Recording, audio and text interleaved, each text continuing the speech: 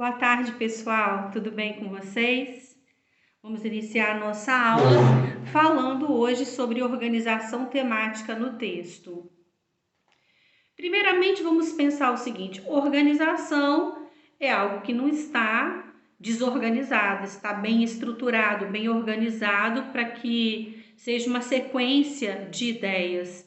E temática se refere ao tema, a um determinado assunto que vai ser discorrido tanto para quem lê quanto para quem escreve. Então essas ideias, elas vão sendo ampliadas. Existe uma ideia maior e depois essa ideia maior vai ser destrinchada em subtemas ou vários outros temas relacionados a essa ideia maior. Todo mundo sabe que a prova do Enem é interdisciplinar e traz enunciados longos. Isso exige que o candidato domine a habilidade da interpretação de textos e que aplique tudo isso em todas as matérias, certo? Então, no fim das contas, interpretação do texto é o que mais cai no Enem. Se você não entender o que é a questão disso, sem chance. Mas também a gente precisa de entender que, independente do Enem, a gente está aprendendo toda essa matéria, esse assunto para agora, porque o tempo inteiro na nossa vida o que a gente mais faz é interpretar textos. Ora textos orais, ora textos escritos, ora os textos da internet, os hipertextos, os diversos tipos de textos. Nós somos textos também, porque sempre estamos contando alguma coisa, sempre estamos organizando ideias, emitindo opinião, expondo, enfim, o tempo inteiro da nossa vida, o que a gente mais faz é isso. E para a gente viver bem e melhor, nós precisamos de nos comunicar e nos entendermos uns aos outros, né? Assim, e também compreendermos as intenções, quais são as intencionalidades, porque nenhum discurso ele está isento de uma intencionalidade, certo? Hoje eu vou fazer um geralzão, então, só para vocês entenderem alguns pontos, algumas habilidades que são muito importantes, alguns quesitos que são fundamentais na hora de você pegar um texto para ler, um texto escrito. Vejamos então algumas dicas que eu tenho aqui para vocês. Ao pegar um texto, seja ele qual for, texto escrito no caso, você vai pensar assim: primeiro ponto, o que esse texto fala? Qual que é o tema desse texto? Outro ponto importante, onde que ele foi veiculado? Geralmente a gente vê lá embaixo na bibliografia. Onde que ele foi veiculado? Quer dizer, qual o suporte? Foi jornal? Foi revista? Foi livro? Foi site? Site de quê? De qual assunto? Tudo isso me ajuda antes de eu ler o texto. Então, são perguntas que são elementos pré-textuais, pré-leitura, antes da leitura. Então, eu preciso de pensar também que o título ele é muito importante, ele é muito significativo. E ao mesmo tempo hipotetizar, que isso vai ficando muito rápido na medida que a gente vai fazendo sempre esse treino. Então, por exemplo, tem alunos que não leem o título. Tem gente que às vezes vê o título, mas não vê que junto a esse texto tem um subtítulo, é um fragmento de um texto, tem uma imagem, tem um gráfico, tem algo ali que está destacando e que ele não observa. Então, o bom leitor, ele está atento a esses pontos sobre os quais eu estou falando agora. Outro ponto importante, a que público que se destina esse texto? Às vezes não vai dar para a gente perceber de cara, a gente vai precisar de ler o texto todo. Mas então você já começa a perceber o seguinte: então, começando a leitura, se você viu lá que saiu num livro de crônicas, você já tem a ideia de que é um texto literário, que é um texto, você já sabe que é um texto narrativo, a estrutura é narrativa, porque a crônica é narrativa, a não ser que seja uma crônica da Marta Medeiros, que é uma crônica já dissertativa argumentativa, de outros escritores que às vezes fazem como a própria Marta Medeiros. Enfim, é importante pensar sobre isso. A estrutura. E, por exemplo, no início, quando você começa a ler o texto, você vai perceber se é um texto jornalístico ou não. Já lá embaixo, quando você viu onde que saiu o texto, você já tem ideia.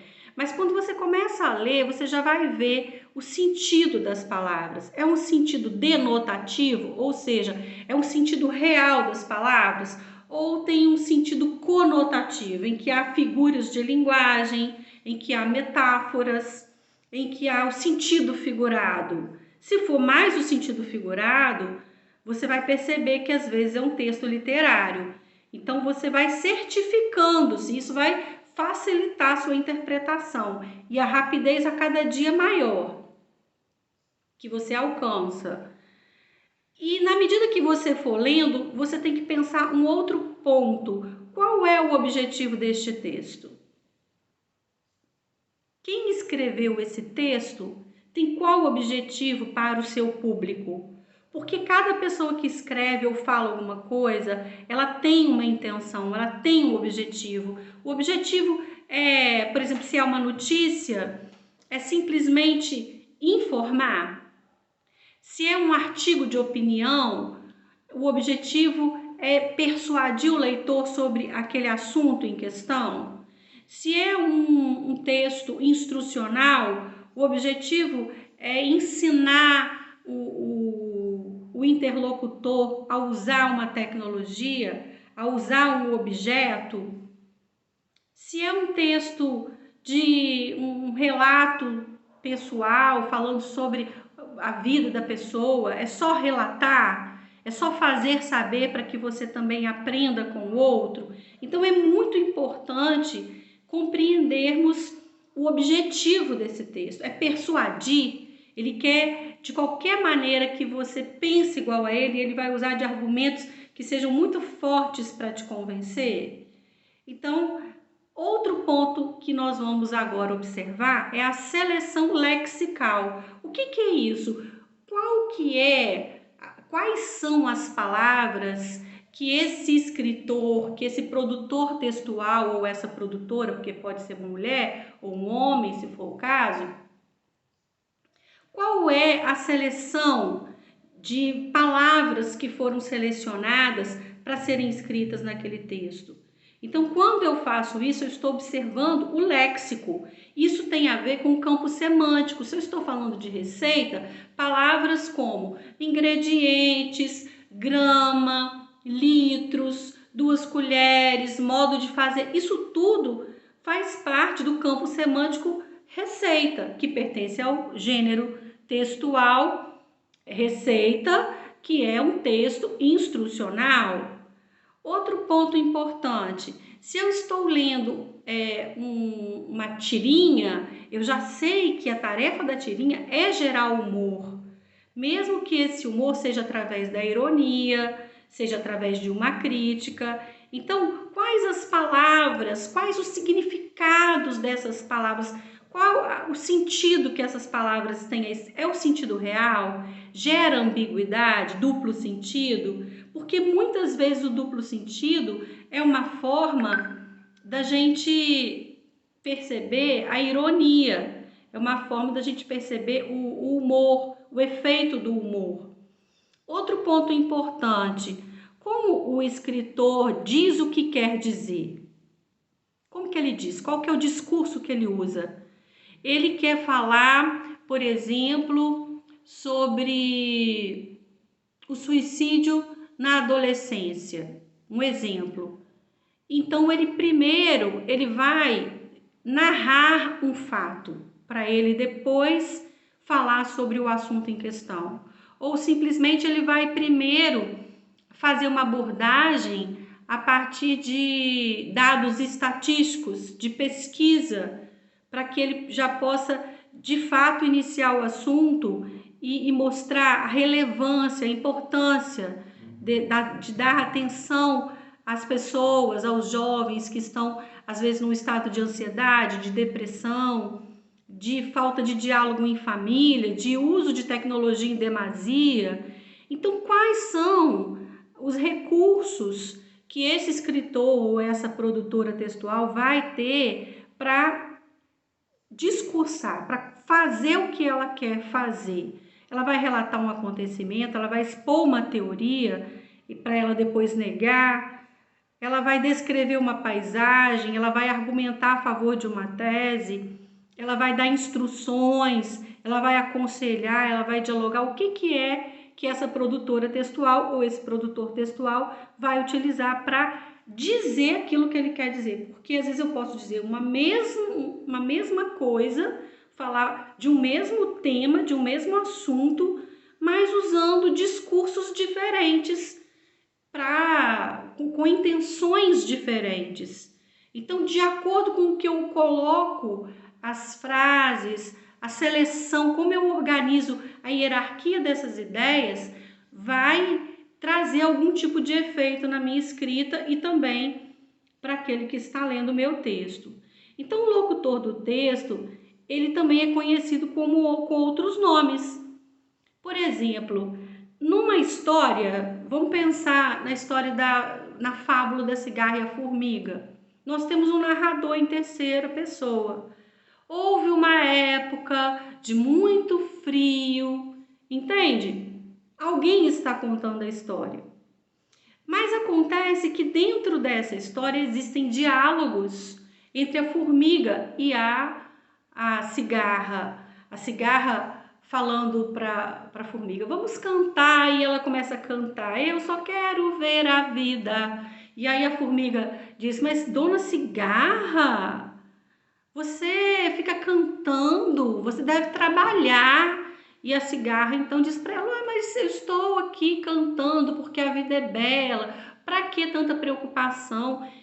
Então, quando a gente percebe essas duas personagens, ou esses dois personagens, porque pode ser assim dito também, conversando, você percebe que existe uma voz aí representando a formiga. Quando a formiga fala, ela representa, aliás, todas as pessoas que acham que a vida é só trabalho e que quem às vezes está cantando, dançando, os artistas, por exemplo, para essas pessoas, ou na visão de algumas pessoas, pode ser que essas pessoas não trabalham.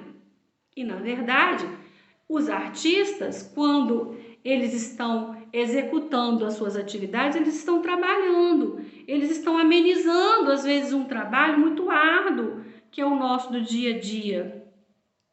Então, é importante que a gente perceba que a formiga, ela representa vozes sociais, representa as pessoas que são os chamados de workaholics, que só pensam em trabalhar. Só pensam em trabalhar para ganhar dinheiro para o futuro, para consumir mais, para não faltar. E a cigarra, ela pode representar aquelas pessoas que querem trabalhar, mas que não deixam de viver a vida também. Ou pode representar aquelas pessoas que não querem trabalhar nunca, que não estão nem aí para nada e que só querem viver o agora e amanhã vai ver o que vai acontecer e pronto.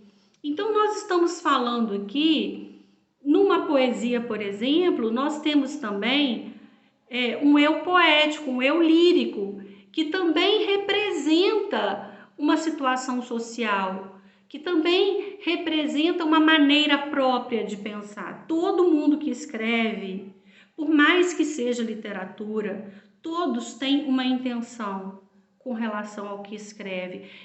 Todas as pessoas que dizem, que falam e que escrevem, estão querendo que haja algum efeito dessa escrita, desse texto para alguém. Influencia-nos de alguma maneira. É claro que às vezes não atinge esse objetivo porque vai depender do nível do leitor. Se esse leitor foi um leitor muito fraco, muito aquém do que está escrito no texto, ou ele não vai entender, vai achar o texto chato, porque ele não entende aquelas palavras, ele não tem paciência para superar aquela leitura, ou senão, e já desiste, ou senão ele vai falar, esse texto é muito enjoado, esse autor é chato, mas é porque ele não tem um nível de entendimento mais profundo. Lembra quando a gente estudou alguns textos do Rubem Alves, conversas sobre política, em que a gente via crônicas, fábulas, e que tinha muito mais por trás daqueles textos do que a gente imaginava. Não era só o que estava escrito ali às claras. Havia muito a se pensar, refletir e discutir nas entrelinhas do texto, o que não estava dito explicitamente e que daria para a gente fazer uma conexão até com o nosso presente, né? Relacionar o nosso presente. Então, de modo geral, esse ponto que eu queria comentar com vocês também, que todo mundo que escreve, todo texto tem a voz daquela pessoa que enuncia. O enunciador é justamente quem escreve, mas também quando ele cria um personagem, ele tem a intenção de criar aquele personagem que tem algum posicionamento. Por exemplo, vamos pensar aqui no Machado de Assis. O Machado de Assis, quando escreveu Dom Casmurro, é um livro, um romance escrito em primeira pessoa, é a voz do Dom Casmurro. Quando a gente começa a conhecer a vida do Bentinho, a gente vai perceber que é uma pessoa insegura, que a mãe sempre foi muito autoritária, mandou ele para o seminário sem ele querer, obrigou ele a ser padre, porque ele era muito doente quando criança, e ela faz ali uma promessa para ele cumprir. Então, era uma pessoa de personalidade muito insegura. Ele foi criado dessa forma, com uma mãe muito autoritária, comandando o tempo todo e nunca conversando, dialogando, questionando, não, sempre impondo. Então, quando a gente lê esse livro, muita gente pensa assim, mas será que Bentinho, porque depois ele vai se enamorar de uma garota da Capitu, que é um amor de infância, e muita gente ao ler esse texto, no decorrer do romance, o Bentinho acha que a Capitu o traiu com o melhor amigo dele, que era o Escobar. Então, muitos professores, alunos até hoje fazem, vamos fazer aqui um julgamento para a gente perceber quem é que realmente, o que vocês acham que se Bentinho foi traído ou não foi traído? Se Capitu traiu ou não traiu Bentinho? É a voz dele, a voz que eu falo é a opinião dele, é a visão dele. Então, o Bentinho representa todas as pessoas, vamos pensar assim, do sexo masculino, todos os homens que são inseguros, que tiveram esse tipo de criação, né, autoritária ou às vezes muito permissiva, tudo podia, todos os excessos possíveis. Então vamos pensar nessa perspectiva. Ele representa também não só os homens, mas quaisquer pessoas que têm esse tipo de criação. Ele representa também uma visão de alguém que acha e que não tem certeza. Ele não tem como comprovar isso. Então percebam que ele tinha essa visão sobre a Capitu. Bom, diante disso, eu queria mostrar mesmo esses pontos que são os mais importantes, né? E às vezes o texto está em primeira pessoa, às vezes o texto está em terceira pessoa. Então, é muito importante a gente perceber a tese que foi defendida por alguém, quando é um texto dissertativo, argumentativo, o que a pessoa defende? Por que ela defende? Os argumentos dela são plausíveis? Eu acredito nisso? Por que eu acredito? Por que eu não acredito?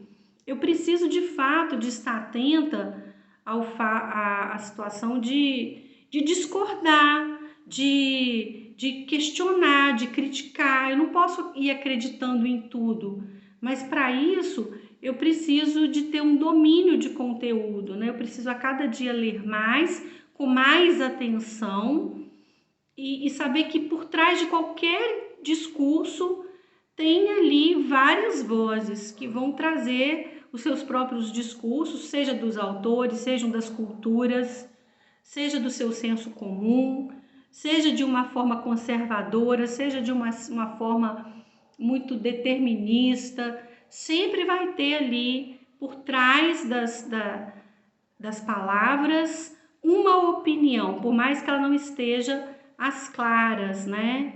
Essa ideia, mas sempre existe. Então, nós precisamos sempre de estarmos atentos a esses pontos sobre os quais eu falei, para que depois a gente possa organizar a temática desse texto, a sequência desse texto, para a gente saber dividir qual que é a ideia central e quais são as ideias secundárias, como que eu faço para achar as ideias chaves em cada parágrafo. Mas todos esses pontos que eu acabei aqui de apresentar para vocês, eles vão facilitar a nossa vida nesse momento de leitura. Eu espero que todo mundo tenha entendido e na próxima aula eu vou fazer mais, vou dar um exemplo para vocês, para que vocês compreendam isso num texto.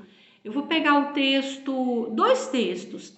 Eu vou pegar o texto do Manuel Bandeira, O Bicho, e depois vou pegar o texto Descuidar do Lixo é Sujeira, um texto literário e outro não literário, para que a gente possa pensar como que isso tudo vem na nossa prática, tá bom? Um beijo grande, fiquem com Deus e até a próxima.